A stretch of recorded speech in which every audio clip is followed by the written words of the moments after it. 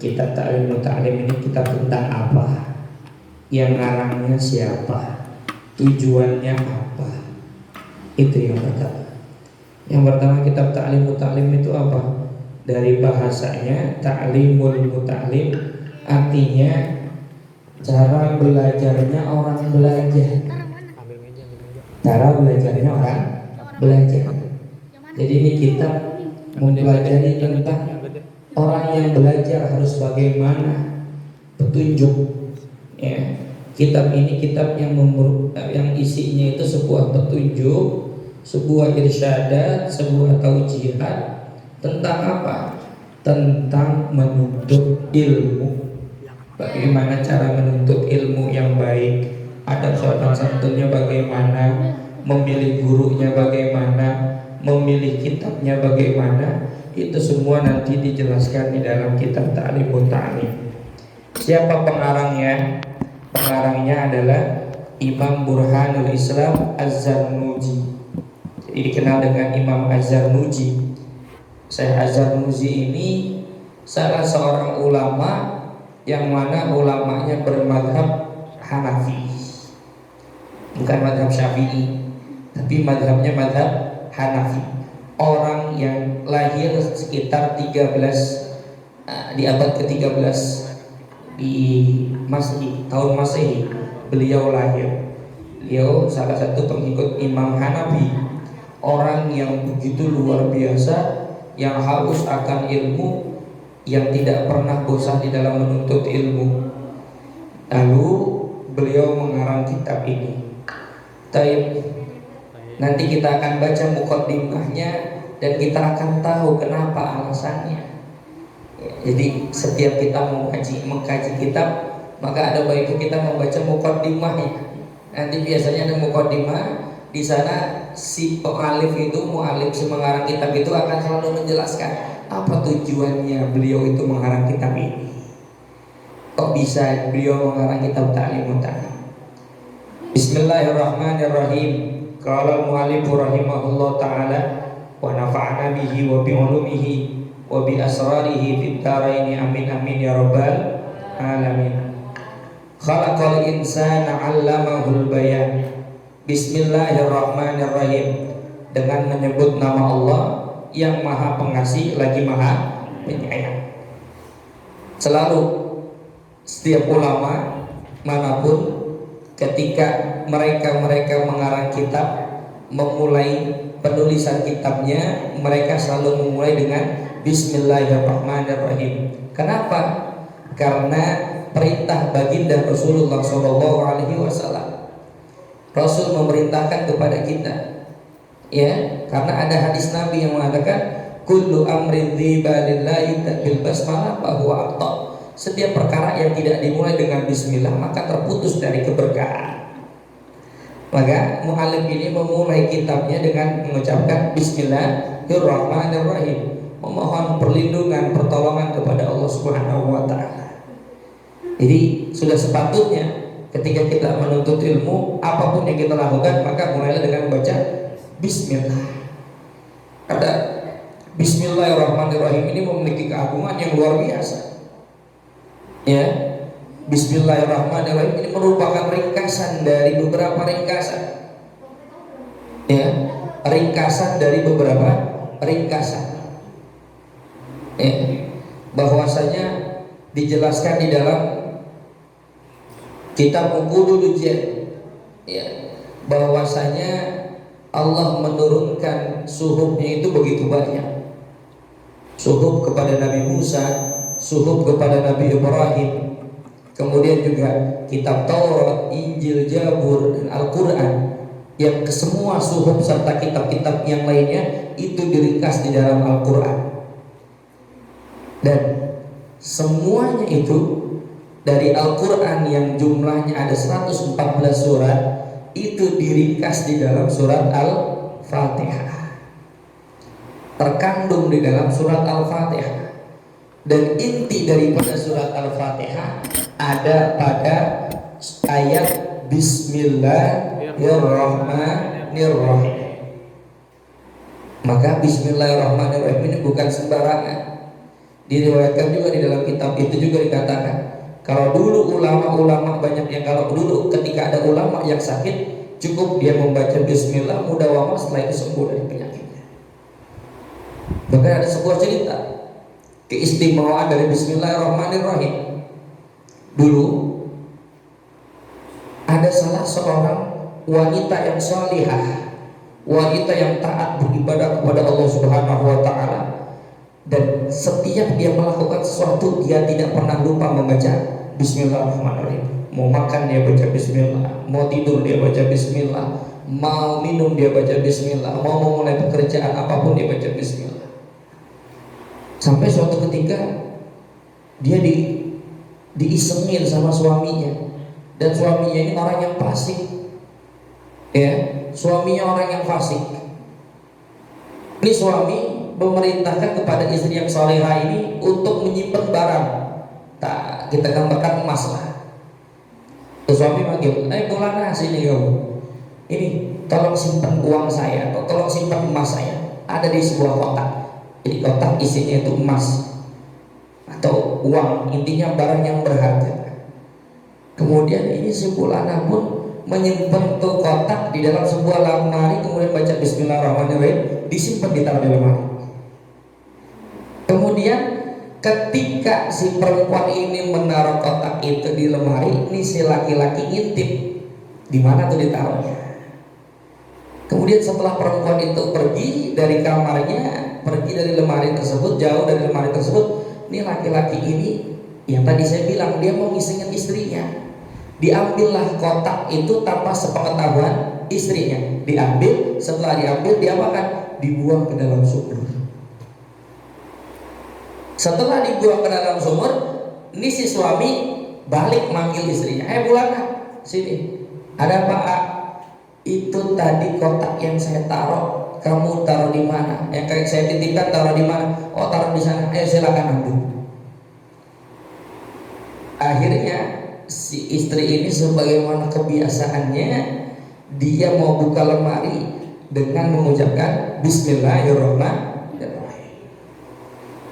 Ketika mau mengucapkan bismillahirrahmanirrahim, seketika Allah memerintahkan malaikat Jibril alaihissalam, ya Jibril, turunlah kamu ke bumi, ambillah satu kotak yang dibuang di sumur itu, kotak hambaku, tolonglah hambaku yang selalu mengucapkan bismillahirrahmanirrahim, yang selalu meminta pertolongan kepadaku. Maka seketika ketika dibuka lemari tersebut, kotak tersebut ada.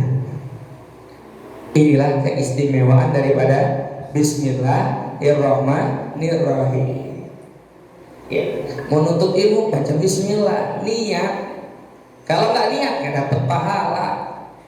Bismillah sudah mewakili niat. Ya, datang ke sini niat nggak? Harus niat. Niat apa? Niat tuntut ilmu. Innamal a'malu binniyat. Setiap pekerjaan harus dimulai dengan niat. Kalau nggak ada niat nggak ada apa-apanya, nggak dapat pahala. Ya, di sini di kitab ini nanti akan dijelaskan tentang pentingnya niat. Di sini kam min amalin yatasawwaru bi suratid dunya, ya sutsara amal al-akhirah bi niyatil akhirah. Berapa banyak pekerjaan-pekerjaan dunia yang mana diniatkan untuk akhirat, maka pekerjaan tersebut bernilai pekerjaan akhirat. Contoh apa? Makan, minum, ini bukan ibadah, ini pekerjaan biasa, pekerjaan sehari-hari. Tapi kalau seandainya kita makan baca bismillahirrahmanirrahim, minum kita baca bismillahirrahmanirrahim, maka makan kita dihitung sebagai ibadah. Tidur kita juga dihitung ibadah. Kapan? Kalau kita baca bismillah. Kadang kan kita kalau tidur sibuk main HP dulu, sampai kadang-kadang udah tertidur lupa baca bismillah, lupa baca doa, maka tidur kita tidak terhitung ibadah yang kayak gitu. Jelas ya? Bismillahirrahmanirrahim. Ar-Rahman yang maha pengasih, Ar-Rahim yang maha penyayang. Apa bedanya Ar-Rahman dengan Ar-Rahim? Ada yang tahu? Ada yang tahu? Apa bedanya Ar-Rahman dengan Ar-Rahim?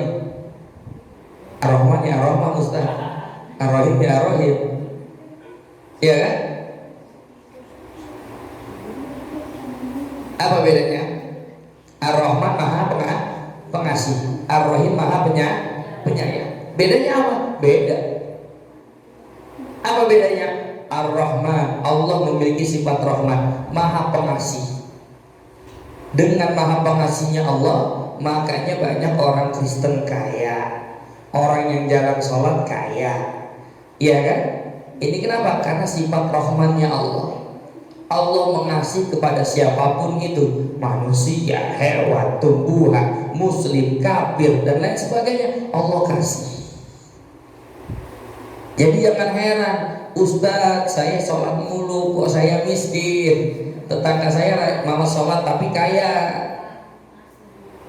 Itu ada sifat maha kasihnya Allah. Lalu Ar-Rahim, apa Ar-Rahim? Maha penyayang, artinya lebih khusus. Kalau Ar-Rahman sifatnya lebih umum, Ar-Rahim lebih khusus. Allah maha sayang, maha penyayang. Artinya kepada siapa Allah sayang? Enggak semuanya Allah sayang. Allah cuma sayang kepada hamba-hamba pilihannya. Ya, Allah hanya sayang kepada hamba-hamba pilihannya. Kalau orang sudah disayang pasti dikasih. Tapi kalau orang ngasih belum tentu sayang. Paham ya? Artinya Ar-Rahman dengan Ar-Rahim. Alhamdulillahilladzi faddala bani Adam bil ilmi wal amal ala jami'il alam. Ya, segala puji bagi Allah yang telah menganugerahkan anak-anak Adam, kita manusia, dianugerahkan dengan apa? Dengan ilmu dan amal. Ya. Wassalatu wassalamu ala sayyidil arabi wal ajam wa ala alihi wa sahbihi nabi ulumi wal hikam. Ya, tadi si mu'alif memulai dengan baca bismillah, kemudian membaca dengan alhamdulillah, dan disambung dengan salawat ke atas baginda Rasulullah sallallahu alaihi wasallam. Yang tidak lain tidak bukan tujuannya hanya mengharapkan keberkahan dari Allah Subhanahu wa taala, dari Muhammad SAW. Kemudian di sini baru dimulai ucapan si mu'alif. Wa ba'du falamma ra'aitu katsiran min tullabil ilmi fi zamanina yajidduna ilal ilmi la yasiluna aw min manafihi wa thamaratihi wa hiya al-amalu bihi wa nashru yuhramuna lima annahum akhtau tara'iqahu wa tarku syara'itu. Telah beliau ini memperhatikan saat itu alasannya kenapa beliau mengarang kitab Ta'lim wa Ta'lim. Apa alasannya? Saat itu beliau melihat banyak thalibul ilm, sama seperti sekarang, majelis-majelis banyak, ya kan, sekolah-sekolah banyak, ya, ada madrasah SD, MI, ya kan, apalagi MTS, SMP, STM, SMK, SM, apalagi SMU, ya kan, yang di pesantren, aliyah dan lain sebagainya, banyak, ya. Zaman dulu pun sama seperti itu. Beliau ini saya Azhar Uji banyak melihat thalibul ilm pada zaman itu, mereka itu bersungguh-sungguh menuntut ilmu tapi tidak sampai kepada manfaatnya. Rajin belajar tiap hari, bolak-balik ke majlis taklim, hadir majlis taklim ini, hadir majlis taklim di sana, tapi kok manfaatnya kayak kurang. Manfaatnya nggak ada, jauh dari keberkahannya. Kok bisa? Ya. Kenapa? Alasannya lima annahum akhtau tara'iqahu. Mereka belajar, mereka menuntut ilmu caranya yang salah. Mungkin kita tuh sering dengar orang-orang zaman dulu tuh kalau cuma baca bismillah bisa terbang. Pernah dengar kan? Kalau sekarang kita baca bismillah, Fatihah, apa aja disuruh ngusir jin, kagak kabur-kabur tuh jin. Malah jin lebih pintar kadang. Kenapa? Karena kita jauh dari keberkahan. Salah cara kita. Berarti ada yang salah. Ya, salah caranya. Kemudian banyak di antara kita yang meninggalkan syarat-syaratnya. Kalau zaman dulu gimana nuntut ilmunya, syarat-syaratnya diperhatikan, sehingga usia seperti kalian ini, berapa ini usianya? Ini usianya berapa nih?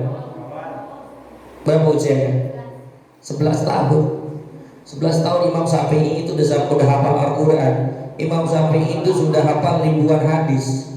Bahkan di usia 15 tahun Imam Syafi'i sudah qad balagha ila darajatil fat, yakni mufti, udah sampai ke derajat mufti. 15 tahun. Iya. Luar biasa. Kenapa? Cara nuntut ilmu kita yang berbeda. Cara nuntut ilmu kita yang salah. Berbeda dengan para ulama-ulama terdahulu. Kita banyak meninggalkan syarat-syarat menuntut ilmu. Ya. Kata beliau, wa kullu man akhta'a tariq dhalla. Setiap orang yang salah jalannya maka akan tersesat. Kita tersesat. Iya, kita menuntut ilmu tapi kita nggak tahu jalannya. Makanya sulit untuk sampai. Fala yanalul maqsuda qalla au jalla aradtu wa ahda. Fala yanalul maqsuda, maka tidak akan mendapatkan maksud tujuannya kecuali qalla, sedikit yang kita punya. Nggak banyak. Kita nuntut ilmu yang kita dapatnya sedikit, nggak banyak. Kenapa? Karena caranya salah. Kalau caranya salah maka dapatnya ya sedikit. Nah, tadi alasannya seperti itu. Banyak melihat orang yang nuntut ilmu bersungguh-sungguh tapi dapatnya sedikit. Kalau diperhatiin ternyata cara-caranya salah. Kemudian mereka itu meninggalkan syarat-syaratnya. Nah, setelah itu barulah beliau mengatakan aradtu wa ahbabtu an ubayyina lahum tariqat ta'allum ala ma ra'aitu fil kutub. Baru ada alasan beliau begitu. Ketika saya melihat seperti itu, maka saya menginginkan, saya terbesit di diri saya untuk mengarang sebuah kitab. Kitab yang bagaimana? Kitab yang menjelaskan di dalamnya cara-cara untuk menuntut ilmu. Sebagaimana yang telah saya pelajari, yang telah saya kaji, yang telah saya baca di kitab-kitab terdahulu. Ya. Dan juga apa-apa yang telah saya dengarkan, yakni min asadiri ulil ilmi, dari guru-guru saya ahli ilmu dan ahli hikam. Ya.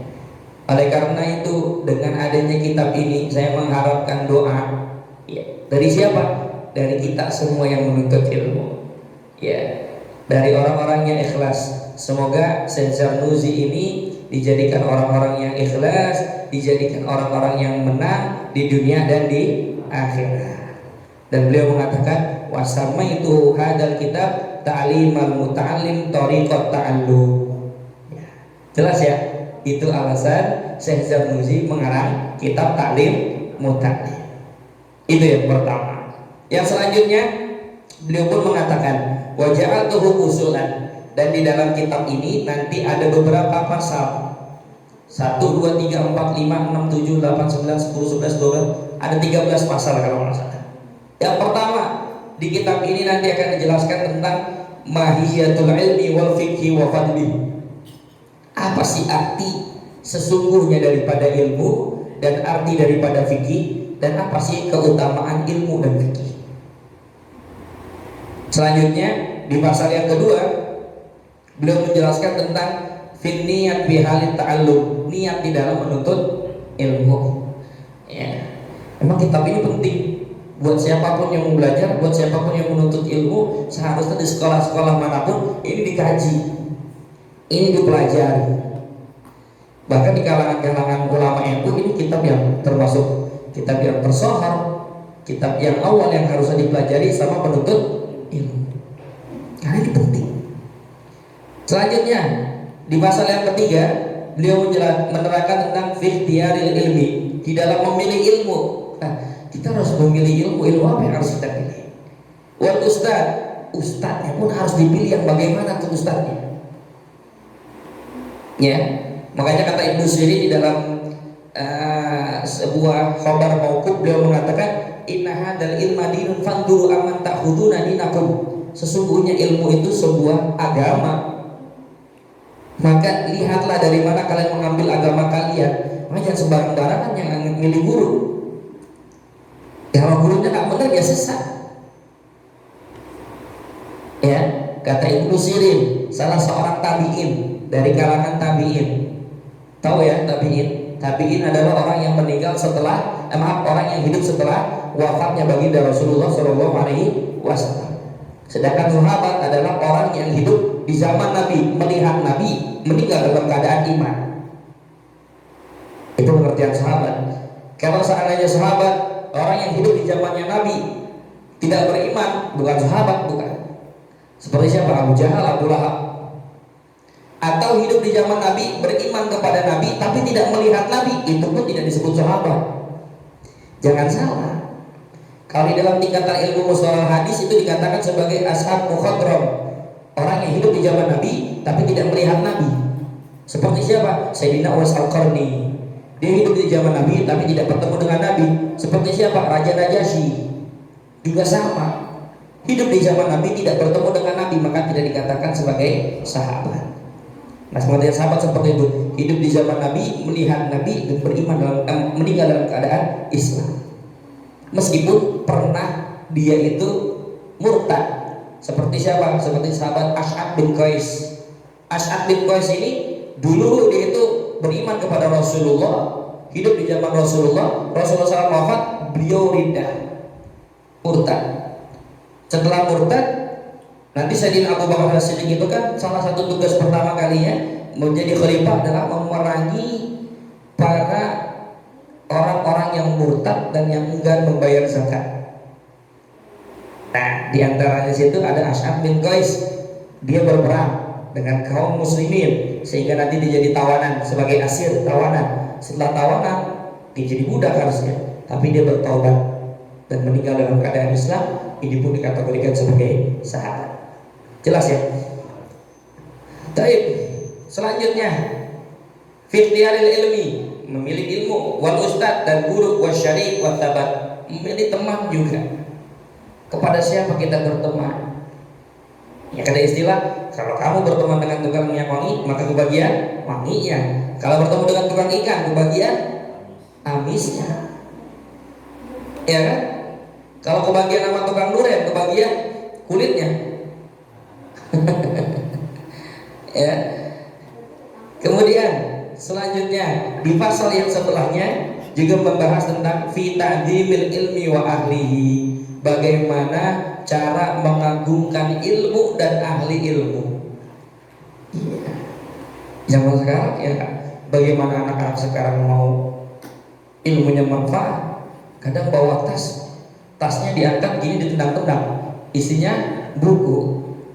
Caranya salah. Atau bawa tas yang tasnya disangga gini, diputar-putar. Enggak ada ta'zim terhadap ilmu, maka ilmunya enggak bermanfaat. Ya, bawa buku, kadang bukunya dipakai buat tidur. Di kelas bukunya ditidurin, tidur di batas buku sampai ngiler. Gimana mau ada keberkahan dari ilmu? Ya, kemudian dia juga nanti menjelaskan di kitab ini, menjelaskan tentang pasal fil jiddi wal muwadzabah wal himmah. Tentang apa? Tentang bersungguh-sungguh dan tekun, semangat di dalam menuntut ilmu. Nah, kemudian juga di kitab ini juga menjelaskan tentang fi bidayatis sabqi wa qadrihi wa tartibihi, menjelaskan tentang kapan sih waktu yang pas untuk memulai belajar. Di kitab ini dijelaskan dan berapa lama seharusnya orang belajar. Kemudian selanjutnya pasal tentang fit tawakkul, yaitu membicarakan tentang tawakal kepada Allah. Kemudian membahas tentang fi waqti tahsil, waktu kapan kita akan menerima hasil. Selanjutnya fi syafaqah wan nasihat, pasal menjelaskan tentang syafaqah, kasih sayang, serta nasihat. Dan juga dibahas tentang fil istifadah. Istifadah itu mengambil faedah setiap hari. Sudahkah kita mengambil faedah setiap hari dalam kehidupan kita? Kemudian juga fil wara' halat ta'allum, menjelaskan tentang wara'. Wara' itu menjaga diri dari perkara yang syubhat. Lalu bagaimana haram? Apalagi yang haram. Yang syubhat aja dia udah menjaga. Syubhat itu antara ini halal haram, halal haram, itu syubhat. Iya. Ini punya siapa nih? Kayaknya nih boleh nih, halal, nah itu syubhat. Itu namanya, kalau dia benar-benar menjaga dari perkara yang itu, maka dia termasuk orang-orang yang wahab. Kemudian di pasal yang ke-12, fi ma yurisul hifdza wan nisyan. Segala perkara yang bisa mewariskan orang itu hafal dan juga perkara yang mewariskan orang itu lupa. Ya, yang buat cepat hafalan itu apa? Dari segi waktunya, dari segi makanannya. Ya. Nanti di sini kalau pasal dijelaskan, di antara makanan-makanan yang bikin kuat hafalan itu memakan makanan yang pahit, seperti luban. Tahu luban? Luban belakang tahu? Nggak tahu ya. Kalau dipakai buat buhur, dia itu asapnya banyak. Apa itu namanya? Yang kayak getah. Kalau di bahasa orang-orang yang dukun itu sebutnya kenyang, kemenyan. Tapi itu dia getah pohon damar ya, atau apa? Yang kalau di buhur itu dia itu ditaruh hanya untuk membuat asapnya banyak. Luban, disebutnya luban, dan rasanya pahit. Itu termasuk makanan yang menguatkan hafalan, dan juga termasuk makanan yang menguatkan hafalan seperti labu. Iya, dan perkara yang menguatkan hafalan siwak. Siwak itu perkara yang menguatkan hafalan. Banyak saya dulu di Hadramaut itu kemana-mana pulpen siwak begini udah senjata. Di sini susah beli siwak, hilang udah gitu. Kalau di sana kita pakai siwak hilang. Depan masjid tuh ada yang jualan. Harganya 50 real. 50 real Yaman mungkin sekitar 2.500. Panjang sekali siwaknya. Dan itu basah masih. Kalau di Indonesia kan udah dikeringin. Kalau di sana masih basah kalau diambil dari pohonnya. Ya, dari Syajaratul Arab, nama buahnya pohon Arab. Dan pasal yang terakhir ya, menjelaskan tentang sesuatu yang bisa menarik rezeki dan menolak rezeki. Ya, itu adalah pasal-pasal yang akan nanti kita bahas. Semoga Allah memberikan kita hidayah dan taufiknya sehingga kita bisa menyelesaikan kitab ini dengan lancar. Amin amin ya rabbal alamin. Langsung kita masuk ke bab yang pertama. Sampai jam berapa Ustaz Aziz? Jadi rencananya mau di sini langsung balik lagi ke Bogor karena besok ada acara. Ya. Kemudian faslun fi mahiyatil ilmi wal fiqhi wa fadli. Kita masuk ke bab yang pertama, yaitu pasal tentang mahiyah, arti sesungguhnya daripada ilmu, kemudian arti daripada fikih dan keutamaannya, keutamaan ilmu dan keutamaan fikih. Qala Rasulullah sallallahu alaihi wasallam, talabul ilmi fariidatun ala kulli muslimin wa muslimah. Menuntut ilmu hukumnya itu fardu. Artinya fardunya fardu ain. Bagi siapa? Bagi setiap muslim dan muslimah. Kalau kita muslim wajib belajar. Wajib belajar. Kalau nggak belajar, kita telah meninggalkan kewajiban namanya. Ya, ini belajar itu sesuatu yang waktunya tak terbatas. Utlubul ilma minal mahdi ilal lahdi. Tuntutlah ilmu dari buayan sampai ke liang lahat. Kalau udah masuk dalam lubang kubur, baru udah kita nggak boleh belajar lagi, udah nggak ada kewajiban belajar lagi udah. Tapi kalau masih S1, S2, S3,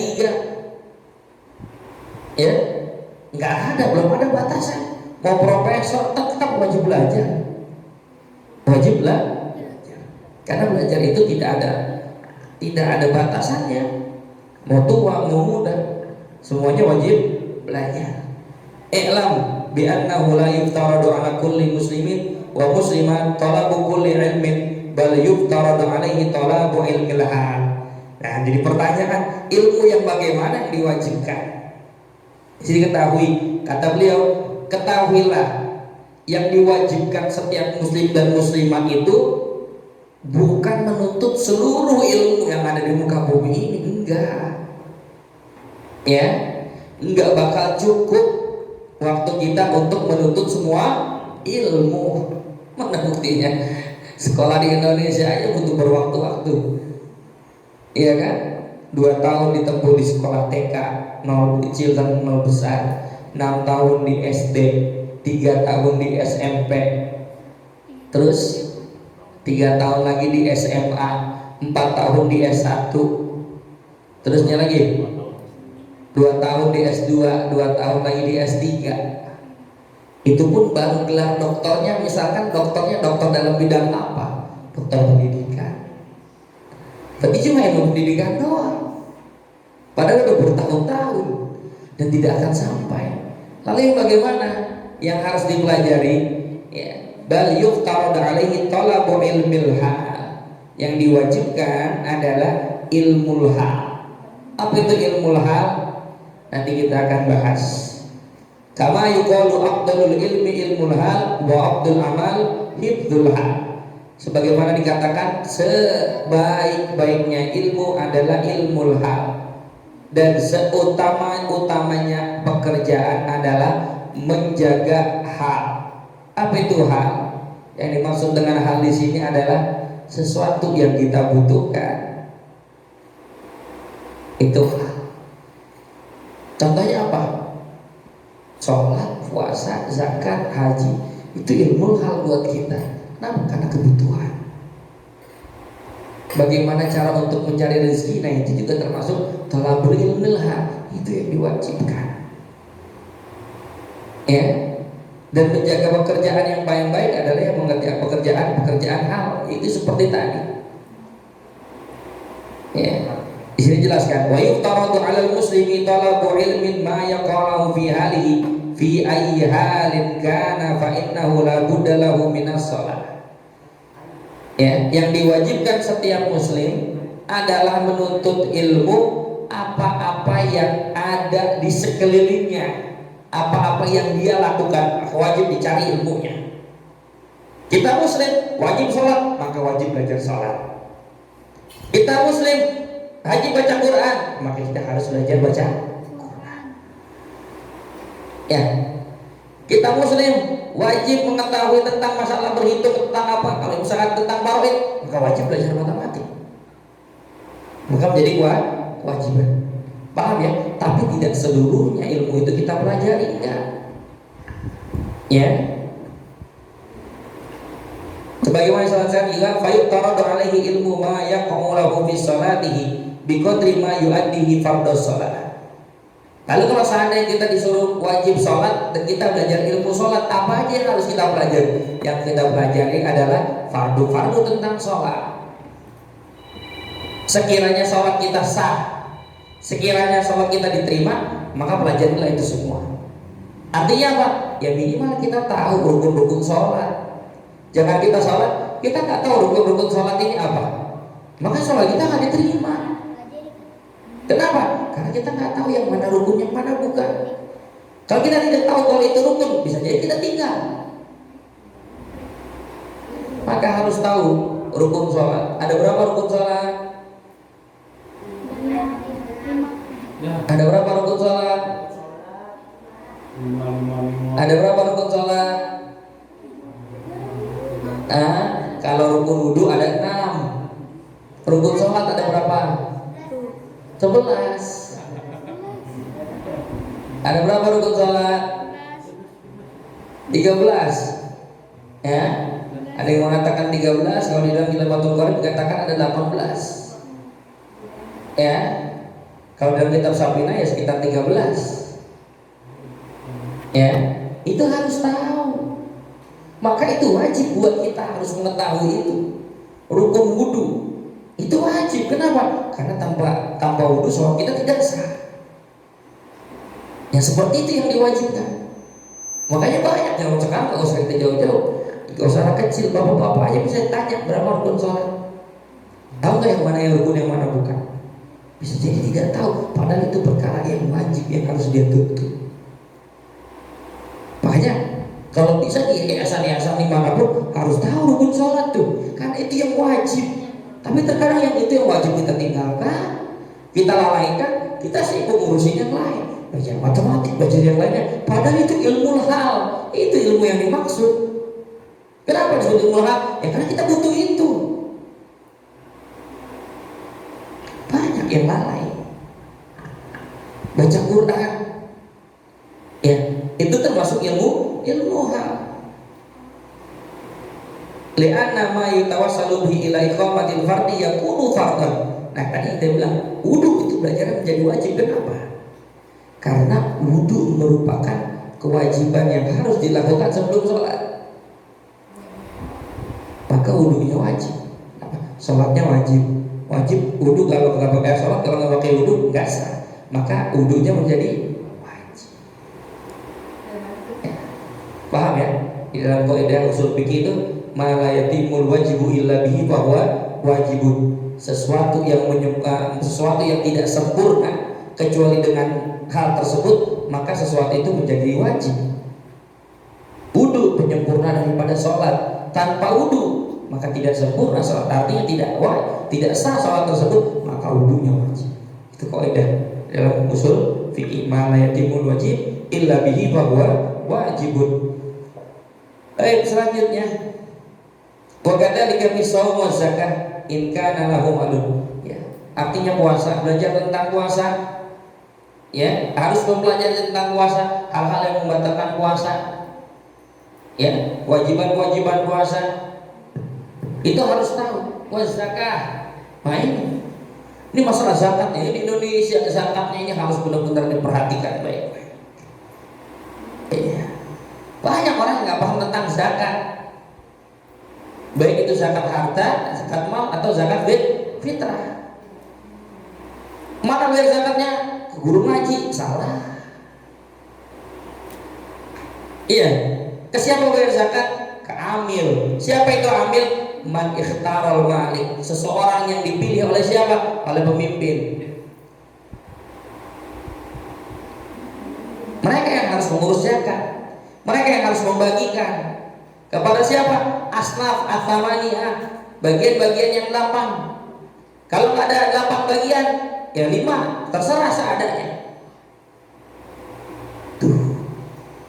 Dan banyak yang terjadi di muka bumi ini, di Indonesia khusus, ketika bayar zakat, masjid mendapat bagian daripada zakat.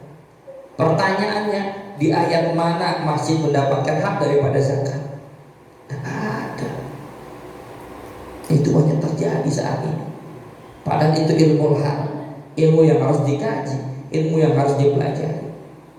Ya, wal haji in wajib alaihi. Kalau haji wajib buat kita, maka kita wajib mempelajari tentang haji. Sekarang kita belum wajib haji, maka nggak ada kewajiban, belum. Kalau kita dikasih rezeki kita mau berangkat haji, maka harus pelajari dulu hajinya dulu. Kita nggak pelajari, nggak sah haji kita. Kita mau zakat, harus pelajari zakat kita. Bener gak nih kita bayarnya? Berapa ukurannya? Apa yang harus digunakan? Itu harus tahu. Kapan afdolnya? Saya terjadi di sini. Kalau di Indonesia zakat, puasa baru 10 hari, 15 hari, pembukaan zakat sudah dimulai. Ya seperti itu kan? Hampir menghilangkan tujuan daripada zakat. Apa sih tujuan daripada zakat? Supaya orang-orang fakir miskin dan asnaf usamania pada hari raya itu mereka makan, mereka itu senang ada makanan yang mereka makan. Bukan masalah beli bajunya, bukan. Tapi kan kita 10 hari, 5 hari sebelum lebaran mau dibagi-bagiin zakatnya. Ini salah. Dan itu sering terjadi. Lanjut ya. Qila li Muhammad bin Hasan rahimahullah ta'ala la tusannifu kitaban fi zuhdi qala sannaftu kitaban fil buyu, yakni az-zahid may yataharrazu an syubhat wal makruhat fit tijarah. Suatu ketika saya Muhammad bin Hasan ditanya, ya Muhammad bin Hasan, kenapa kamu enggak membuat kitab tentang zuhud? Kenapa kamu tidak mengarang kitab tentang zuhud? Lalu dia dengan cerdasnya menjawab, qala sannaftu kitaban fil buyu, saya membuat sebuah kitab tentang jual beli. Kok kamu kamu kenapa bikin kitab tentang jual beli? Kenapa nggak membahas tentang zuhud? Nah, apa kata saya Muhammad bin Hasan? Yakni az-zahidu man yataharrazu an syubhat wal makruhat fit tijarah. Secara tidak langsung saya Muhammad bin Hasan pun mengarang tentang zuhud. Tentang apa? Di dalam kitab Buyuk itu dijelaskan sesuatu yang harus dijaga, Oleh siapa? Oleh orang yang menjual dan membeli dari apa? Dari perkara syubhat, dari perkara yang dimakruhkan di dalam jual beli. Ya. Kemudian, nah, wa kullu man ishtaghala bi syai'in minha yuftaradu alaihi ilmu taharruz 'anil haram bihi. Setiap seseorang yang memiliki pekerjaan, yang memiliki kesibukan di suatu pekerjaan, maka diwajibkan untuk apa? Untuk mengetahui ilmu yang mencegah dirinya dari perkara yang haram. Kerja di kantor harus tahu apa-apa yang menjadi dirinya itu, jangan sampai terjerumus kepada keharaman.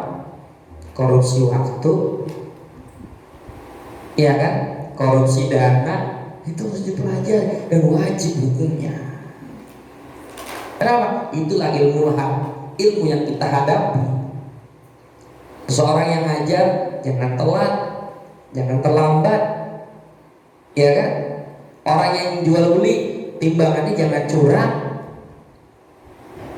ya kan? Terus buah-buahannya bagaimana, terus cara akad jual belinya jangan ada unsur bohong, jangan sampai bilang oh saya modalnya itu 10.000 padahal belinya cuma 8.000. Nah, ini harus dipelajari. Ini yang maksud dengan ilmu hal. Setiap seseorang yang menyibukkan sesuatu pada perkara tersebut, maka dia harus mengetahui apa-apa yang harus dijauhi, ya, dari apa? Dari perkara-perkara yang haram. Wallahu a'lam bishawab. Saya rasa cukup segitu ya. Nanti insya Allah kita sambung di pertemuan yang akan datang, ya. Karena kalau terlalu banyak nanti kita nggak tahu poin-poin apa aja yang hilang. Ya, sedikit semoga bermanfaat. Ya, artinya Syekh Zarnuji ini tadi mengarang simpulannya.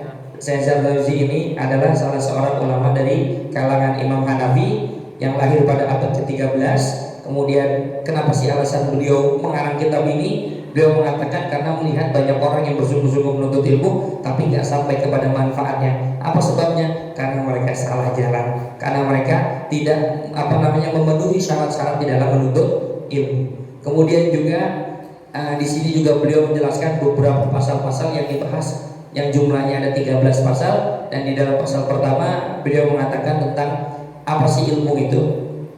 Jadi kita tahu sekarang bahwasanya ilmu itu yang wajib kita pelajari adalah ilmu hak. Apa itu ilmu hak? Ilmu yang di sekeliling kita. Dan ketika kita menyibukkan sesuatu di dalam pekerjaan, maka kita harus mengetahui dalam pekerjaan itu apa-apa yang sekiranya menjerumuskan kita kepada perkara yang haram atau syubhat. Paham ya? Wallahu a'lam bishawab. Ya Rabbana tarafna bi annana tarafna wa annana ashrabna ala ladha ashrabna fatub alayna tawbatan tughsil kulla hawla wa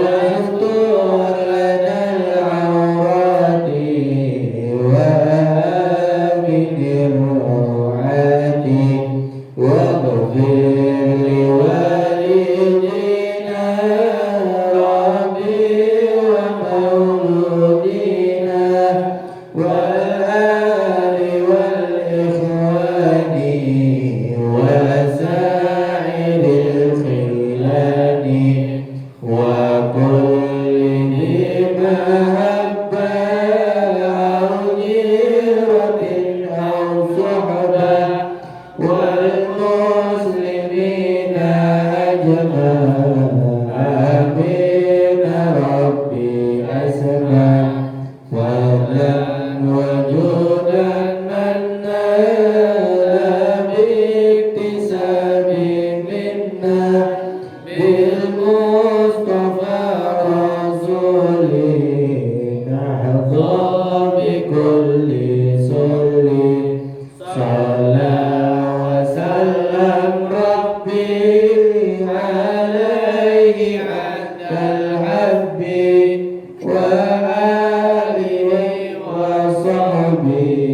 عدد الشعب والحمد لله في البدء والتناهي والحمد لله في البدء والتناهي على ما نوينا وعلى ما رجعنا وعلى ما طلبنا وعلى ما نوصلت الصالح وعلى الله يؤتي كل أسئلة منا ومنكم سؤال ومعمول على ما يرضي الله ورسوله ويتقوى جميع بجاه النبي الكريم وبجاه الزمن والمريض والأكل وبجاه السهل زمنوجي أن الله يؤتي كل أسئلة منا وأن الله يفتح علينا فتوح العارفين وفقينا وإياهم في الدين وجعلنا ويوم العلماء العاملين وعلمنا التأويل وهدينا إلى سواء السبيل وأن الله يؤتي كل أسئلة منا ومنكم الفاتحة.